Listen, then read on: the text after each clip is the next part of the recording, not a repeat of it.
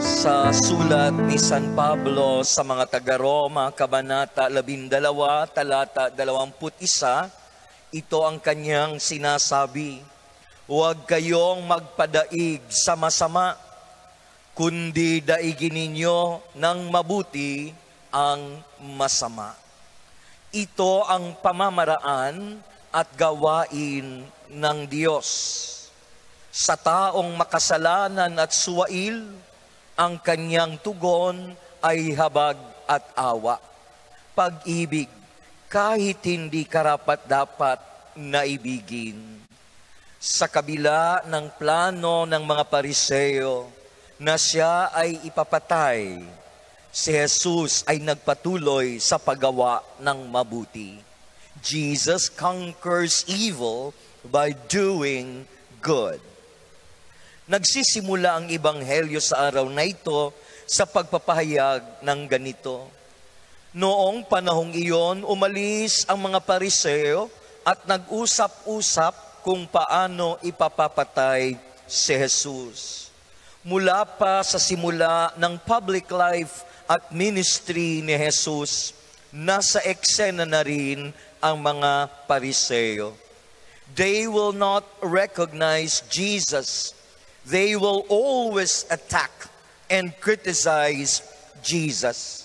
Ang pinagkakaabalahan nila ay ang siluin ang Panginoon, maghanap ng butas sa kanyang mga pagtuturo at pangangaral at maliitin ang kanyang mga gawa in the guise of protecting and upholding the law. Ang kanilang business ay sirain ang gawain at paglilingkod ng Panginoong Hesus at sabihin ang kanyang kapangyarihan ay mula sa diablo. All this had to be said and done by the Pharisees in order to discredit Jesus in the eyes and hearts of people. What has Jesus done to them for the Pharisees to come to the point of deciding to plot the death of Jesus? Ano ba ang ginawa ni Jesus sa kanila?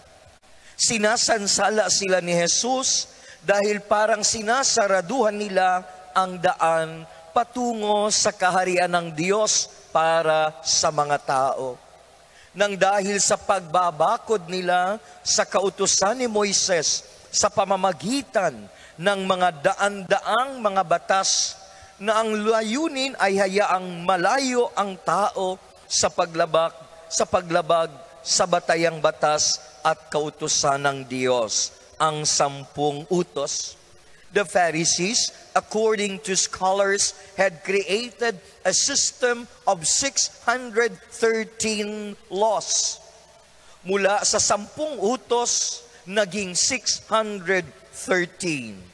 There are 365 negative commands and 248 positive laws. These smaller laws made it virtually impossible for people to be righteous in the eyes of God.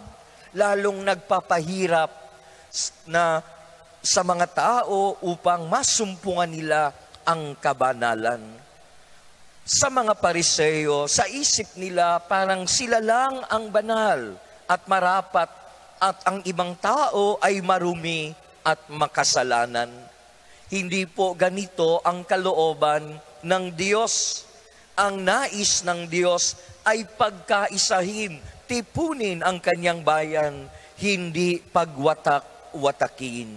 Higit sa lahat, idinidikta at ipinangangaral ng mga Pariseo na sundin at kailangang maging matapat ang mga tao sa kautusan.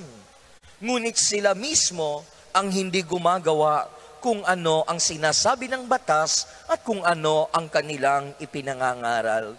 This is the hypocrisy of the Pharisees. Kaya sabi ni Jesus sa Ebanghelyo ayon kay San Mateo, Kabanata 23, talata 3, "Gawin ninyo ang mga itinuturo nila at sundin ang kanilang iniuutos. Ngunit huwag ninyong tularan ang kanilang ginagawa sapagkat hindi nila isinasagawa ang kanilang ipinangangaral. It is this hypocrisy that Jesus exposes to people. And for this, the Pharisees saw Jesus as a threat to their position and special status and place in the Jewish society.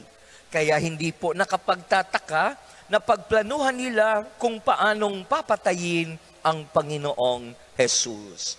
How did Jesus respond to them? Ano ang gawa at tugon ni Jesus sa kanilang plano? Ang sabi ng Ebanghelyo, alam ito ni Jesus. Alam niya kung ano ang plano nila. Kaya umalis siya roon. Maraming sumunod sa kanya at pinagaling niya ang lahat ng may sakit.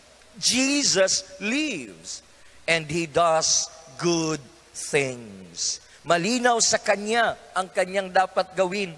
Malinaw sa kanya kung sino at ano siya. And he quotes from the prophet Isaiah, narito ang lingkod ko na ako rin ang humirang. Minamahal ko ng labis, lubos kong kinalulugdan. Ang banal kong espiritu sa kanya ay ibibigay. Sa lahat ng bansa, ibabadhay katarungan.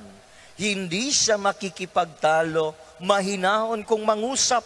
Hindi niya puputulin niya ang tambong nakahapay, ni hindi papatayin ang umaandap na ilawan, hanggang itong katarungay mapagtagumpay niyang ganap, at ang pag-asa ng tao sa kanya'y ilalagak.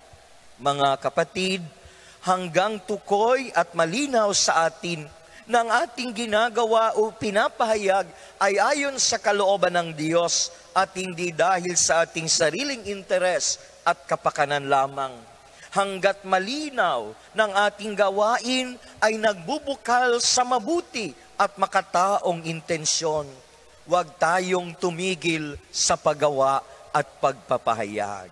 It is not just our duty, it is our mission and vocation to do good and avoid evil, to do good and be good in order to conquer evil. Amen.